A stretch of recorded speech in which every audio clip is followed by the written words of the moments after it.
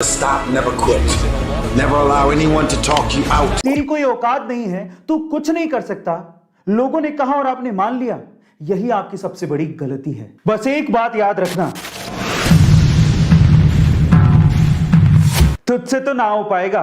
तू अपनी औकात से ज्यादा बड़े सपने देख रहा है। जितनी चादर हो पैर उतने ही पसारने चाहिए।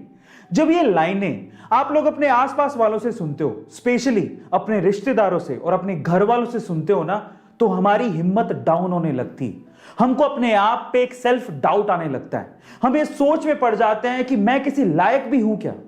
अगर आपके साथ भी ऐसा कभी भी कुछ हुआ है या हो रहा है, तो आज की कहानी बड़े ध्यान से सुनना, यह आपको बहुत काम आएगी। तो हुआ कुछ यूं कि एक जंगल में एक बरगद का पेड़ था और उस पेड़ पे चील ने अंडे दे रखे थे और उसी पेड़ के नीचे जंगली मुर्गी ने भी अंडे दे रखे थे। एक दिन हवा का बहाव आया और एक चील का अंडा नीचे गिर के मुर्गी के अंडों के साथ मिक्स हो गया। अब समय बीता, अंडे फूटे, वो चील का बच्चा भी बाहर आया, पर वो तो मुर्गी के अंडों के साथ था।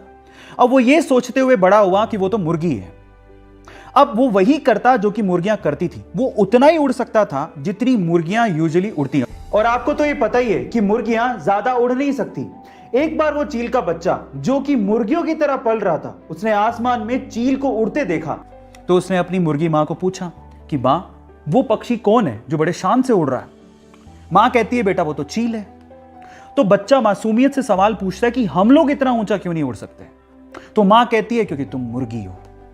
और ये सोच के कि वो मुर्गी है, सेल्फ डाउट में कभी उसने ट्राई भी नहीं किया ऊंचा उड़ने का और सिर्फ मुर्गी बन के वो जीता रहा और एक दिन मर गया। अब इस कहानी का क्या मोरल है? क्या इसका मतलब निकलता है, क्या आप जानते हैं? इस कहानी का मोरल यह निकलता है कि लोगों ने आपसे कहा कि तू नहीं उड़ सकता, तेरी कोई औकात नहीं है, तू कुछ नहीं कर सकता, लोगों ने कहा और आपने मान लिया। यही आपकी सबसे बड़ी गलती है। बस एक बात याद रखना कि जीत अगर पक्की हो तो कायर भी लड़ जाते हैं। बहादुर वो होते हैं जो हार का पता होने के बावजूद भी मैदान में डटे रहते हैं। इसका मतलब जानते हैं क्या है? इसका मतलब यह है कि लोग तुम्हें तुम्हारी असलियत बताएंगे, तुम्हें तुम्हारी औकात याद दिलाएंगे, तुम्हें यह कहेंगे कि तू ये नहीं कर सकता, तेरी औकात के बाहर है। उनकी बातें सुन के ना तुम्हें खुद को सेल्फ डाउट आने लगेगा कि तुम्हारी हार निश्चित है, तुम ये नहीं कर पाओगे। उसके बावजूद भी, उनकी बातों को सुनने के बाद भी अगर तुम अपने सपनों को ना छोड़ो और उसके लिए लड़ो और उसको पूरा करने के लिए अपनी जी जान लगा दोगे ना, तो इंसान तो क्या, भगवान भी तुम्हें तुम्हारे सपनों को पूरा करने से रोक नहीं पाएगा। इसलिए जब लोग आपको आपकी औकात बताने की कोशिश करें ना, तो उनको ये कहना कि मैं नहीं बदलूंगा अपने सपनों को, अपनी औकात से मेल कराने को।